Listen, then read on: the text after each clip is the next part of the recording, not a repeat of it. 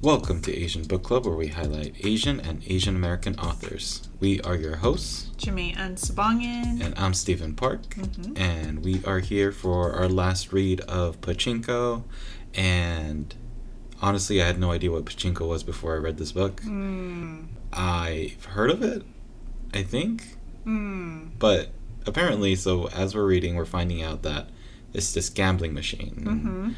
It's utilized in different settings to try to lure people in, and it kind of sounds like Vegas in a way. Well, it is a gambling machine, so yes, I guess it is Vegas-like, and it has pins so that when you drop in like a ball or a coin or something, it like hits those pins and you're trying to get it to shoot into a particular slot in order to get a payout. But because it's manipulated, most times, most people don't get the payout that they're looking for. I actually remember where I think I've heard it from now. Have you ever watched the show Price is Right? Yes. I think there was a giant pachinko board where you drop these giant discs. Yeah. And then it drops down, and then you win a prize if it gets to the right one or something. I think that's where I've heard of it. For sure. But I've never played it, actually. But I have gone to Vegas and tried different forms of gambling, whether it's cards, whether it's dice, the slot machines. I think it kind of runs in my bloodline a little bit. I don't know. I feel like Korean people or at least the ones that I know in America, love to go to the ones that were closest to us were like Pachanga or Morongo casinos. I think it also runs in the bloodlines of the Filipino moms and the grandmothers that I know. Well, there's bingo, yes. Oh yeah, bingo's another and big one. cards among men.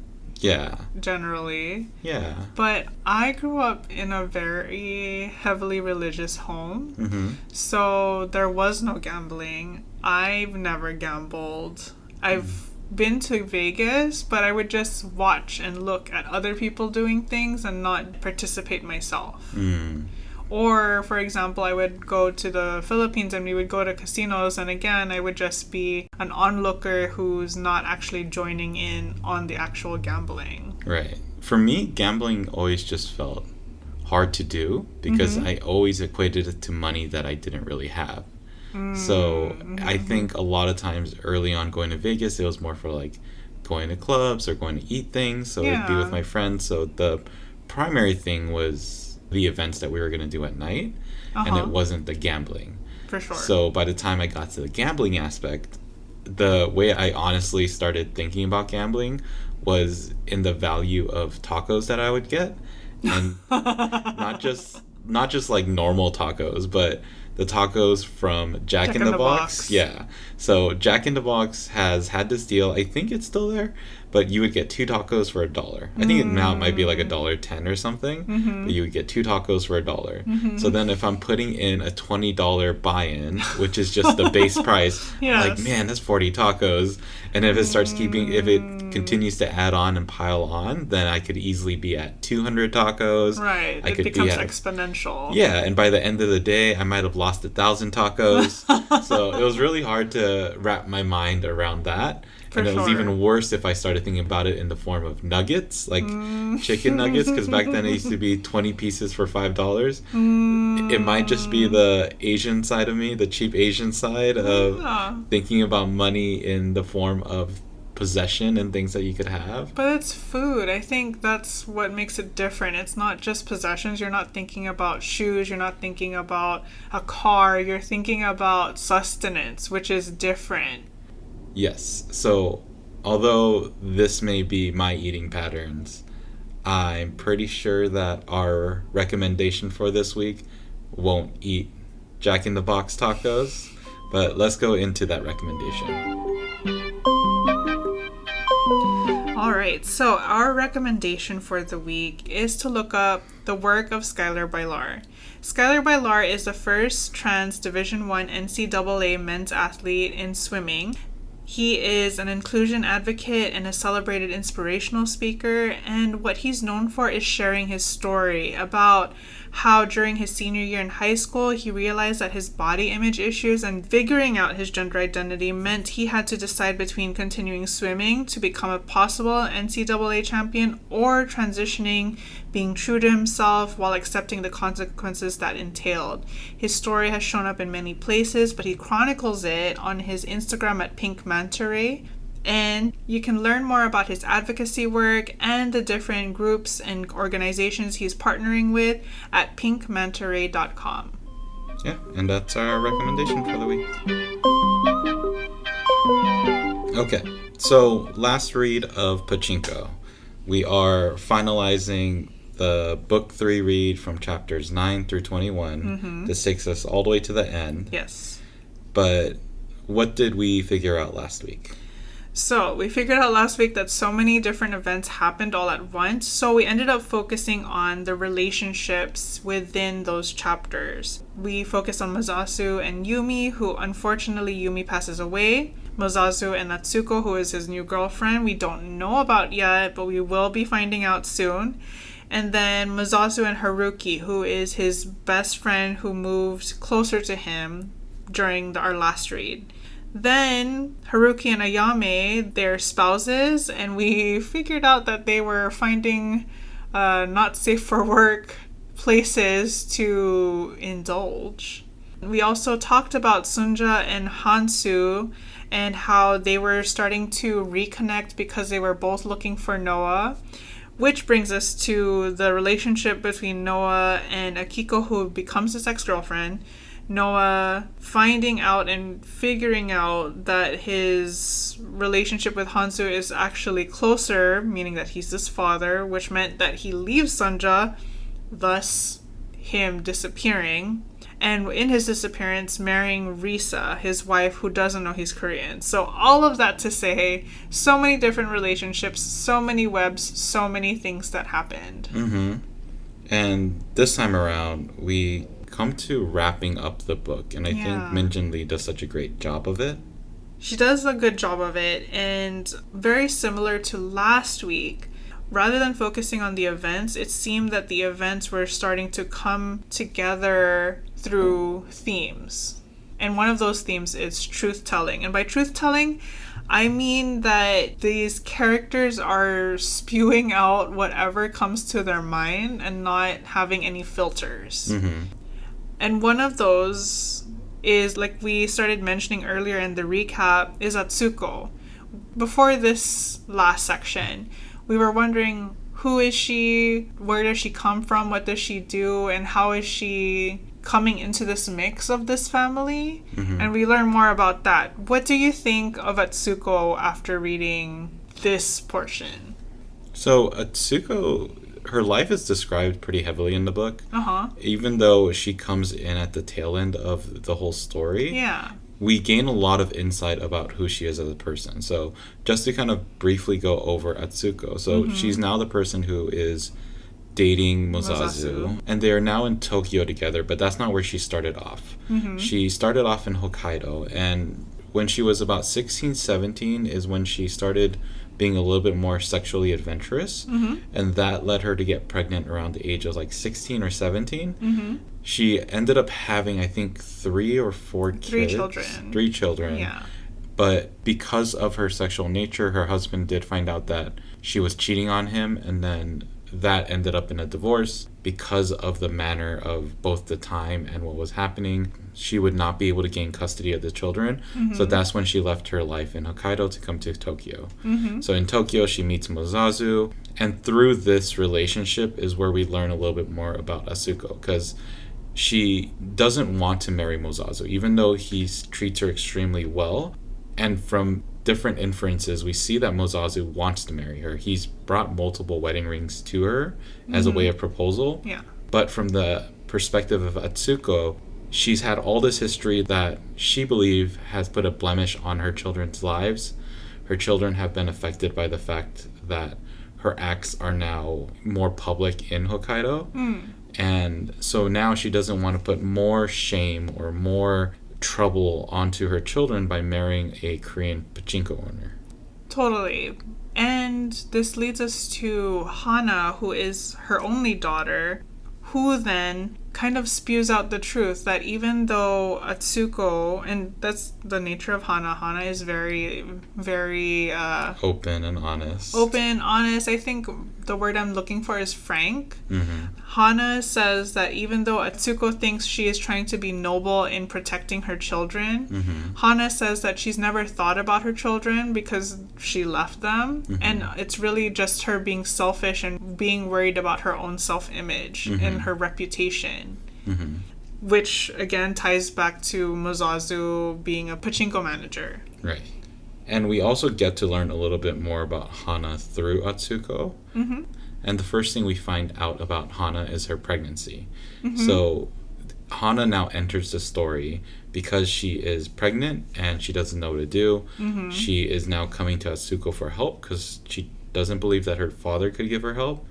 Well, we don't know that for sure. I just know that from what I read, it seemed like the only person she can turn to is her mom, because she asked her mom if she could speak to her like a friend, and she's the only friend she has. Right. And so Atsuko ends up helping Hana with an abortion, and this is how Hana enters our book, which she actually ends up playing a pretty big role in. But before we talk about Hana and the big role that she plays, let's talk about the one last truth-telling person is Youngjin, Sunja's mother. And in this section, we learn that Youngjin is slowly deteriorating. She is no longer able to get out of bed. She can't really do anything.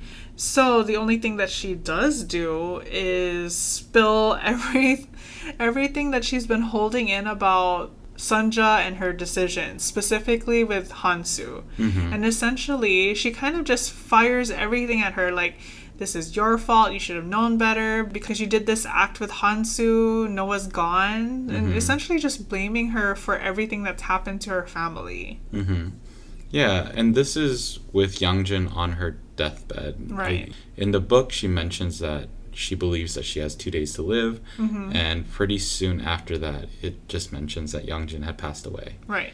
Whether that is her permission to start opening up and telling the truth, or if that's more of the act of someone who is kind of approaching the fear of death, we don't really know the true meaning of it, but we know that this directly affects Sunja. Luckily, Kyung-hee's there to kind of placate the whole situation a little bit. Right. But definitely not the best daughter-mother relationship to go out on. Yeah, and it's so interesting that it seems like their relationship was so well formed, I guess, and that they really worked well as a team all throughout.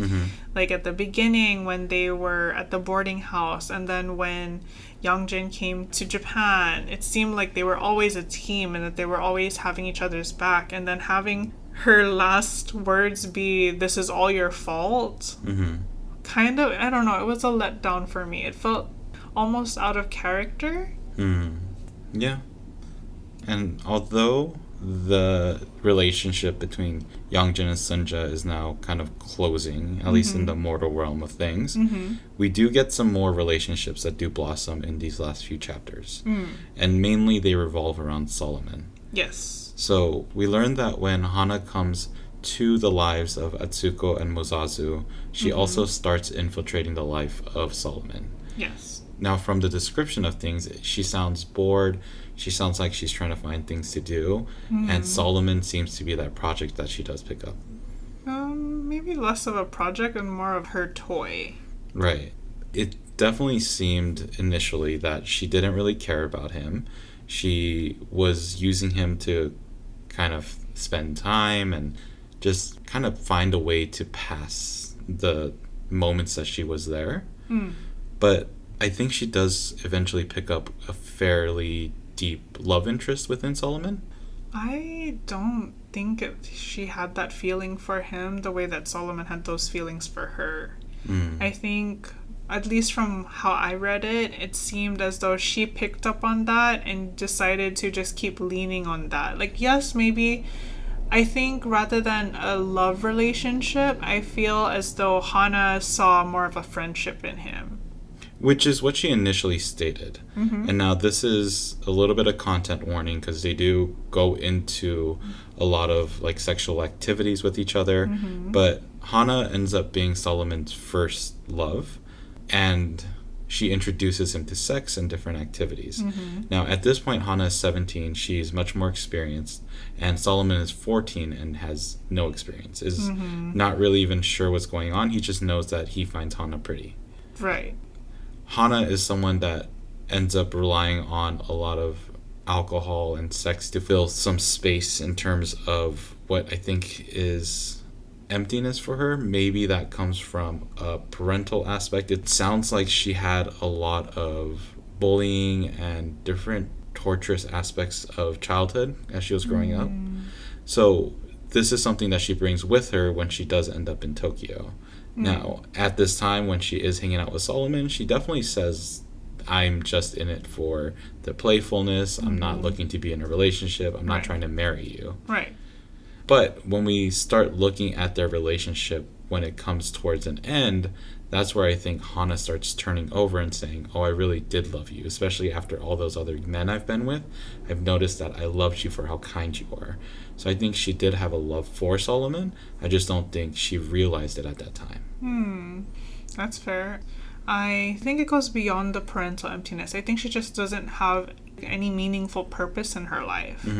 Even though Solomon sees so much potential in her, sees her as smart, sees her as capable, she doesn't see that in herself. And even though Solomon speaks this over her, she doesn't affirm it for herself. Therefore, she doesn't see any reason to make anything solid in her life. Right, because at one point she even talks about how she thinks that the only thing she's good for is flirting and sex. Yeah. She even mentions herself as Solomon's dirty flower. Yeah. So she doesn't even see herself as someone who's pure or clean. So it definitely plays a lot into that relationship of the lack of, I don't want to say self-esteem, but more just self-nurturing and self-care. Which eventually leads up to her feeling like she can't uphold her end of the relationship, maybe, but she feels the need to leave. She no longer feels like she's able to be in that house with Atsuko, Solomon, and Mosasu. And so she does. Disappear. Yes. Even though there are so many people who care for her, yes. She disappears, and it seems more of like she wants to find independence without having any reason for it. So this then leads Solomon to grow up a little bit more. It sends him to going with the wishes of Mosasu. He ends up going to college in America and ends up meeting Phoebe. Yes. So Phoebe is someone he meets while he's in the States and ends up being someone that he's possibly looking to marry. He brings her back to Tokyo in 1989 because he ends up getting a job with a British investment bank. And this is where we start learning more about the relationship of Phoebe and Solomon. And how, even though they come from the same heritage, they have a different upbringing. Solomon was born and raised in Japan, while Phoebe was born and raised in Seattle, Washington. So Japanese perspective versus the US American perspective, and this makes so many clashes. Like, even though Phoebe seems to be a very understanding person for the most part, because she moves to Tokyo and loses all of her friends, she loses all of her ability to work, and she's just stuck at home. And that is what kind of starts tearing the both of them apart. Right. She neither speaks the language of Japanese. She also is more hurt by the bigotry she's seeing in Japan against Korean people. Right. Some of it is dealing with the passports, like her saying, why do we need a North or South Korean passport? Like, we're just one Korea. Right. Something that Solomon has obviously gotten used to at this point. Right. The other big thing is the relationship that we start to see with Phoebe as she comes into contact with Sunja and Kyunghee. So there's a moment where Solomon now brings Phoebe back home and wants to introduce her to his family. Right. So even in the way that she speaks to the grandparents, she speaks in Korean, whereas we see Solomon speak to his grandparents in Japanese, just showing the difference in culture. Right. The other big thing is Sunja and Kyunghee kind of ask about her family, and Phoebe says, oh, my family is a bunch of different cultures. We have someone who's black, someone who's Filipino, we have someone who's, I forget, like all, like pretty much all the different spectrums of culture and races. The other major thing that I think that came out of this conversation was the time that Sunja and Kyunghee were talking to Phoebe about food.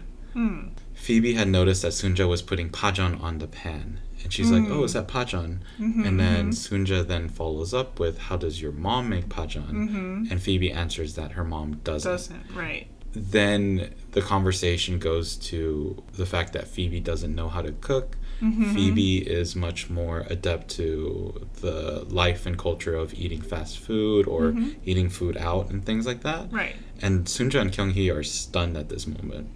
They're stunned, but the overall idea that they have is, regardless of her not being able to cook, regardless of her coming from a completely different upbringing, regardless of all that, they still think of her as marriage material for Solomon. Right, absolutely. But the reason why I think this food part was so interesting was that Sunja and Kyunghee had to rely on food to get them through life.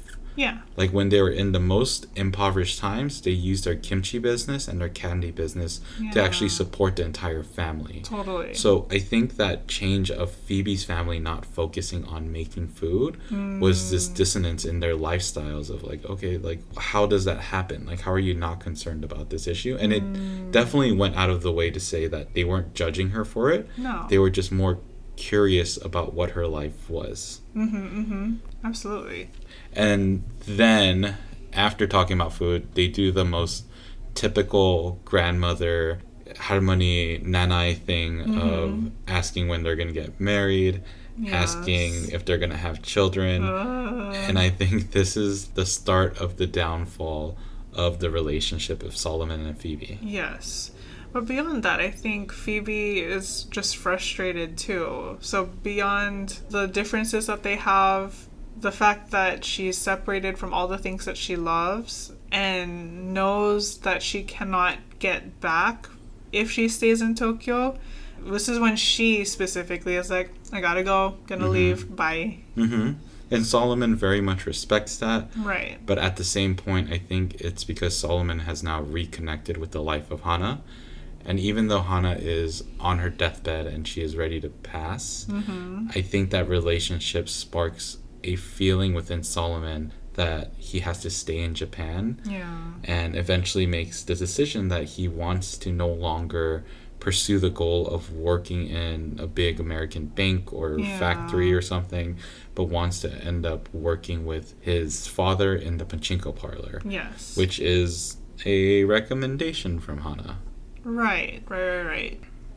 Before we move on, going back to that relationship with Hana, what are your thoughts? I think this is a very big gray area in that since Musazu's son is Solomon and Atsuko's daughter is Hana, and Hana and Solomon are getting intimate, and so technically they're step-siblings. Yeah, I wasn't as bothered by that because they were still fairly big strangers. Like they had no actual connection in terms of bloodline or relationships prior. So they're still just random people with each other. Fair. The part that I had more of an issue with was the age. That's something that I had issue with too. I don't know what's the laws that say whether or not a person is of age to be intimate. Which Japan just changed. I think it used to be like 13 and now it's 16. I think it was like this year that they just changed it. Yeah, because it was a big deal. But yes, either way, there's a big imbalance of power. Yes. Solomon has no idea what's going on. Right. This, in some ways, reminds me of Hansu and Sunja way back in the beginning. Yes, exactly. That full circle moment. Right, yes. Right. So let's talk about other full circle moments from there. So, speaking of Sunja and Hansu, earlier in the book, Hansu gives Sunja a watch, and Musazu gives Atsuko a watch as well. And what does he call it? A mistress watch. Yes. And I think it's so interesting that he gives this to her after buying her 3 different engagement rings. And his reasoning was, well, if you don't want to marry me, but you still want to be with me, I guess you're my mistress. I don't know if that was his necessary reasoning. I think he just wanted to show his affection for her and wanted to show commitment. I think because she kept denying him the engagement ring, he just didn't know where else to go. And I think this was the next step, because I can't remember if the jeweler even alluded to doing this move. But it's something that he definitely was trying to figure out. How do I get this person to be the person that is with committed me? to me. Yeah. But yeah, it's very interesting because Hansu never mentioned that the watch was a mistress gift. He just gave it to her as a gift because he felt bad that she was pregnant. Right, but then at the same token, he also asked her to be his mistress. So I think that was a mistress watch. Okay. So another full circle moment is the outcomes that we see with Solomon and the comparison with Noah. Yes. So we see Solomon, who Mozazu has given so much to him that he can now go to school. He doesn't have to worry about other things. Mozazu is able to send him to an English school, give him everything that he needs, and ends up being extremely book smart and does very well to the point where he gets a very good bank job. Very prestigious too. Right. Now, he's on this career path to do extremely well, and there's this whole issue with Kazu where he just really screws over Solomon. Yeah. But it eventually leads Solomon to come to the decision that he wants to work at the Pachinko parlor. Yes. So, once again, maybe somewhat influenced by Hana, but he comes to a very definitive point of, I want to work with my dad in getting this Pachinko parlor. Right. Now, the interesting conclusion, and it's something that you had mentioned, is that Noah, who was also on a very good path, he wasn't provided everything, but he started getting the things that he needed, especially as he got to college. Right. But with the whole turmoil of his identity, he ended up having to be forced into that Pachinko role. Right. So it's full circle, but it's also a divergent circle. So speaking of Mozazu, this leads us to the next theme, which is a prediction fulfillment. In that Mozazu worked so hard so that his family was taken out of poverty to the point that he's a millionaire. I did not realize that's how well he was doing. And I knew that Mozazu was going to be the golden child. He may not have had book smarts, but he was so well adapted to people's intentions. So he knew how to, it's either fight or stand up for himself, as well as understanding the society he's in, knowing that he still wants to bring honor to his family, which meant for him, even though he's in the pachinko business, he wasn't going to take dirty money. He was going to do everything by the book. Right. And I think that kind of leads me into some of the more final thoughts of this book, kind of looking at it as a whole. Yeah. So that story of Mozazu was so interesting because there's always that strong comparison between Mozazu and Noah. Right. I think Mozazu had accepted the position that he was in. He, from an early age, he knew his role of being a Korean in Japan. He was bullied, so he knew that he was never going to be Japanese. Right. Whereas when we look at Noah's life, Noah always wanted to be Japanese. He went out of the way to be the best and smartest kid in school. He always tried to be the most respectable person. And so he tried to play this game of trying to become someone that he wasn't. Right. And so no matter how hard he worked, he wouldn't become that person. Right. And then with that bombshell of finding out that his father, Hansu, is a Yakuza, having to hide his own culture and his own race from the family that he now had. Right. I think that all built up to what finally happened to Noah. Yes, exactly. So unfortunate. But yes. There's a quote in this book that I thought was really interesting, and it's said by Atsuko, and it's in a much bigger term of how she describes the similarities within her father's life and Mozazu's life, because her father is a traveling salesman for, I think, life insurances. And so what she mentions is that he kind of preys on their loneliness, their insecurities, tries to play on the time, Right. which is also what Mozazu does. So she's saying, like, why are they different? Right. But within this, she mentions this quote: "Every morning, Mozazu and his men tinkered with the machines to fix the outcomes. There could only be a few winners and a lot of losers, and yet we played on, because we had hope that we might be the lucky ones. How could you get angry at the ones who wanted to be in the game?" If I could put this whole book into one statement, that would be it. Totally. It's all about trying to maneuver and push around this game that has been placed upon you, and what can you do with that? Because sometimes the game's going to be slotted against you. Right. Most of the times the game's not going to want you to win. Right. But what can you do to make that outcome come into your favor?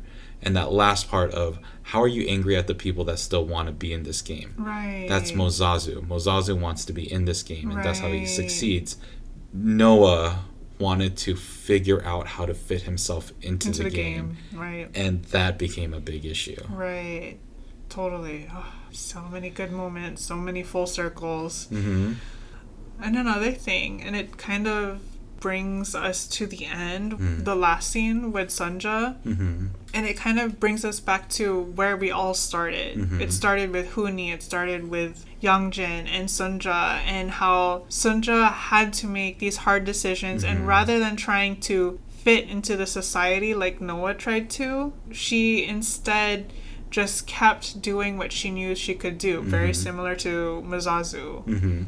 I think of this book as a start and finish, and I think of it as the start as Sunja's story and the finish as Solomon's story. I think a lot of the story revolves around who Sunja is, from her parents to grandparents to what she had to do to raise it, Yeah. and then that kind of became the cause, and then the effect was Solomon, and him not only be able to go to a great school, get an education, have more freedoms and not have to work as hard, Right. but also to then make that decision of what he wanted to do, which is something as Right. simple as going back to the Pachinko parlor. Right, definitely. Did you have any other final thoughts on this book, and would you recommend this book to someone else? Final thoughts, and this is not just on this section, but specifically in both books 2 and 3. Although I love the story, Min Jin Lee does a beautiful job of creating these characters, creating these scenarios, and making them weave all together. And I enjoyed it very much. I guess my only thing is that in books 2 and 3, the events and the characters started splashing in and out. To the point where, and I mean, it's like life, people come and go in our lives, but I feel as a book, it was a lot to take in as a reader. However, in the end, yes, I do recommend this book. I do still think it's worth the hype. And I get what you mean, like the stories of Haruki and Ayami, like Right. we don't know what happens with that. We do know what happens with Yosef. Very brief. Very quickly, it's like, oh, there's no mourning period for Yosef. It's like, oh, finally, gone. Which was the theme of the book. Maybe not theme, but that's the consistency of the book. Right. Was the characters entered so fluidly, but the exit was very quick. And I wonder if that was placed there for a reason, in the sense of that's how life works, is we don't have time to really linger on these deaths, people that live in our lives. Because like Huni says, we kind of got to go into the next day. We got to keep moving on. Gotcha. For sure. I really like this book, but only in this last read. I think, like you said, in book 2, it just felt like the characters were bouncing in and out. A lot of the times, I just kept thinking, who are we going to focus on? Like, Right. if I had a camera, it was just moving back and forth, and I didn't know really where I should look. At.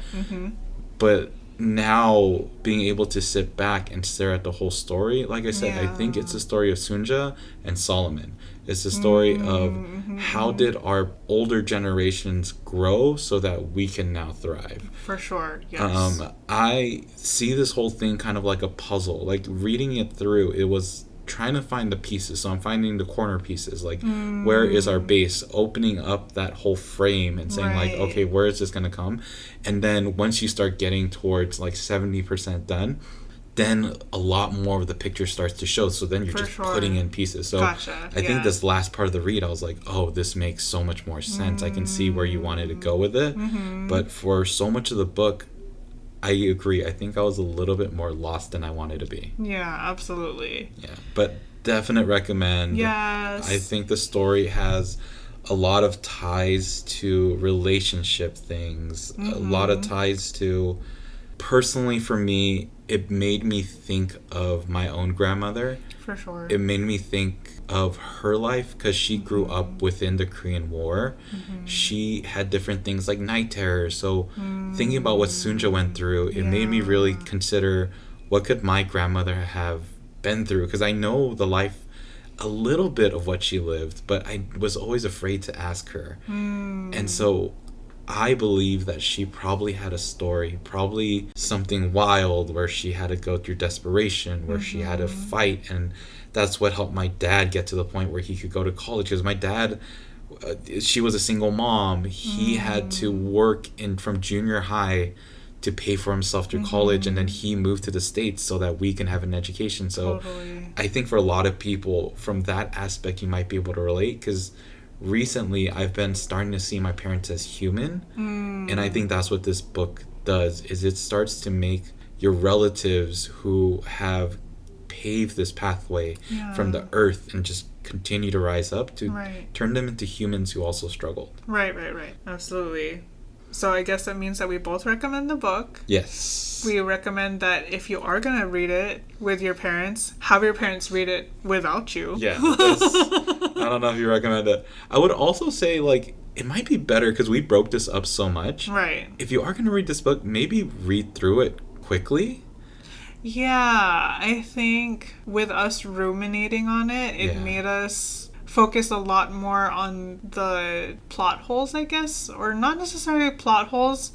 It's just we were focusing a lot on the things that pulled us out of the story. I think we started focusing on the individual journeys rather than the whole story. Yeah. For sure. So I think that's, in ways it was good, like with Little Fires Everywhere. It was really good to be able to see piece by piece. Right. And even this one, I would argue that it was really good to see someone like the life of Etsuko and really be able to fixate on how she grew up and see how that manipulated Hana's growing up, which then manipulates Solomon's final ideas of deciding his decisions. His own pathway. Exactly. So I think there was some benefit to it, but if I were to just want to enjoy the story, I probably would just read it in one go. Totally. I think for me, if I were to reread this, I would read it by book. Right. Instead of breaking it down the way that we did. We did it because of the chunks, to make it even chunks, but I think for me, the easiest way would be to chunk it by book, because it is by generation, essentially. Right. Okay. So we will be doing a watch of this book, which is on Apple TV. Yes. That'll be the next episode that you hear. But after that will be our next book. And this next book is going to be Jamae's choice. Yes. Now, we're changing things up a little bit. Just a little bit. So the way that we're going to start doing the reveal of the next book is kind of all within the tail end of this episode. Yes. So Jamae is going to give me 3 hints, her hint of jam. Yeah. And she's going to give me 3 options. Yes. In which I am going to try to figure out what that book is. Yeah. So go ahead, Jamae.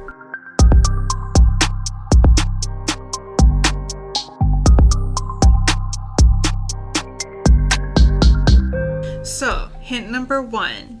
This debut novel is written by an acclaimed writer and activist whose work has appeared in the LA Times, the NYT Book Review, and Best American Food Writing 2019, among many other publications. Second hint is that this book is a magical realism book, fiction, And the third hint is that it includes aswang. And aswang in the Filipino folklore is a shape-shifting mythical creature that eats humans. So it's also Filipino. Yes. Okay. Secret fourth hint. Yes. So, what book is it? A Tiny Upward Shove by Melissa Chadbourne. B, America is Not the Heart by Elaine Castillo. Or C, Arsenic and Adobo by Mia P. Manansala. Interesting. So this is magical realism. Yes. So I feel like I've seen the cover of Arsenic and Adobo, which is what I'm going to go based off of. So I'm going to say C. The answer is A. Oh. Boo.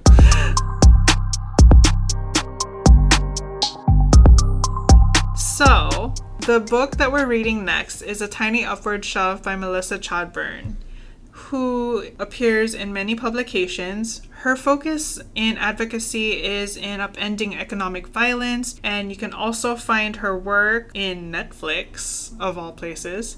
So, let's take a look at the book. On the book's cover, you see a silhouette of a person with just their eyes showing, which kind of alludes to the aswang nature. And the book's description says, A Tiny Upward Shove is inspired by Melissa Chadbourne's Filipino heritage and its folklore, as it traces the too short life of a young cast-off woman transformed by death into an agent of justice, or mercy. Marina Salas's life does not end the day she wakes up dead. Instead, in the course of a moment, she is transformed into the stuff of myth, the stuff of her grandmother's old Filipino stories, an aswang, a creature of mystery and vengeance. She spent her time on Earth on the margins, shot like a pinball through a childhood of loss. She was a veteran of Child Protective Services and a survivor, but always reacting, watching from a distance, understanding very little of her own life, let alone the lives of others. Death brings her into the hearts and minds of those she has known, even her killer, as she accesses their memories and sees anew the meaning of her own. In her 9 days as an aswang, while she considers whether to exact vengeance on her killer, she also traces back, finally able to see what led these two lost souls to a crushingly inevitable conclusion. Nice. Yeah. So what is going to be our first read? Our first read is going to be pages 3 through 88, which starts in the chapter called Tinikling and ends with the chapter called Pork is a Seasoning. Mm-hmm. And so we're separating this book into 4 chunks. Okay, nice. So read along with the next one, but our next episode will be that special episode of Pachinko the Show on Apple TV. Yes. And if you want to get into our discussions, if you want to talk to us about your opinions on Pachinko, or if you had any different viewpoints or things that you noticed, how can people talk to us? You can email us at asianbookclubpod@gmail.com, or you can get in our DMs or write to us in the comments on Instagram at asianbookclubpod. We also have our website, which is asianbookclubpod.com, which also has our bookshop, which is going to give the recommendations for books that we've already read or books that we're planning to read. Yep. Otherwise, we hope that you've enjoyed reading Pachinko with us. Yes. Make sure to be happy, be healthy, and go read a book. Ingat. Bye.